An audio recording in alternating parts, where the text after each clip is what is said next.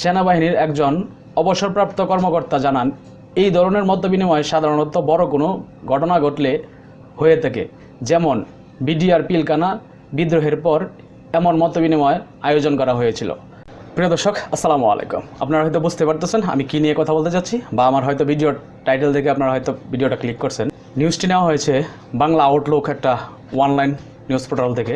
জানা যায়, আগামীকাল শনিবার বাংলাদেশ সেনাবাহিনীর প্রধান জেনারেল ওয়াকারুজ্জামান আগামীকাল শনিবার 3 আগস্ট দুপুরে ঢাকা সেনানিবাস সেনা প্রাঙ্গণে ঢাকা মিরপুর ও সাভারের কর্মকর্তা সহ সকল কর্মকর্তাদের সঙ্গে মতবিনিময় করবেন।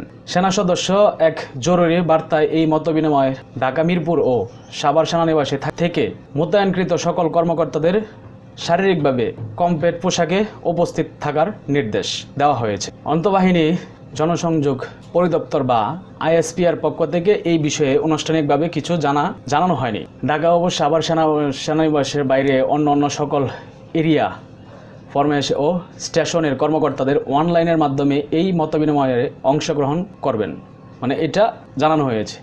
এই বিষয়ে মিলিটারি অপারেশনের পরিদপ্তর নিরাপত্তা ব্যবস্থা নিয়ে নির্দেশনা দেওয়া হয়েছে। কী বিষয়ে এই মতবিনিময় তা নিশ্চিত করা যায়নি, তবে সেনাবাহিনীর একজন অবসরপ্রাপ্ত কর্মকর্তা জানান, এই ধরনের মতবিনিময় সাধারণত বড় কোনো ঘটনা ঘটলে হয়ে থাকে, যেমন বিডিআর পিলখানা বিদ্রোহের পর এমন মতবিনিময় আয়োজন করা হয়েছিল। গত 19 জুলাই রাতে দেশের আইনশৃঙ্খলা পরিস্থিতি অবনতি হলে সেনাবাহিনী মোতায়েন করার ও কারফিউর ঘোষণা করা হয়।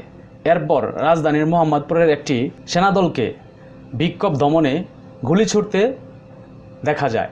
এছাড়া তাদের উপস্থিতিতেও আইনশৃঙ্খলা রক্ষাকারী বাহিনী গুলি চালানোর ঘটনাও ঘটে। তো আসলে আপনারা বুঝতেই পারতেছেন যে আমরা হয়তো ওরকমভাবে বুঝতে পারতেছি না যে আমাদের দেশের আসলে পরিস্থিতি কোন দিকে, বা আমরা ওরকমভাবে জানতে পারতেছি না। আমরা সাধারণ মানুষ, আমাদের পক্ষে হয়তো এতটা জানাও সম্ভব না।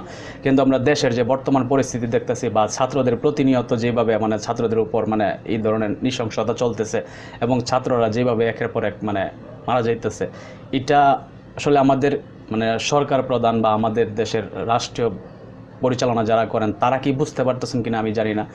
তবে আমরা চাই আমাদের দেশে একটা স্বস্তি ফিরে আসুক, বাংলাদেশের মানুষ স্বাধীনভাবে বাঁচুক, তারা স্বাধীনভাবে কথা বলুক, স্বাধীনভাবে কথা বলার মতো একটা স্পেস তৈরি হোক। আমরা এটাই চাই। ছাত্রদের যেই দাবিগুলো আছে সেই দাবিগুলো মাইনা ছাত্রদেরকে অবশ্যই তাদের স্কুল প্রতিষ্ঠান খুলে দেওয়া হোক, বিশ্ববিদ্যালয়গুলো খুলে দেওয়া হোক, তারা যেন তাদের শিক্ষা প্রতিষ্ঠানে ফিরতে পারে, সেটাই আমাদের একমাত্র চাওয়া। তো এতটুকুই বলার ছিল। ভালো থাকবেন সকলেই। আসসালামু আলাইকুম।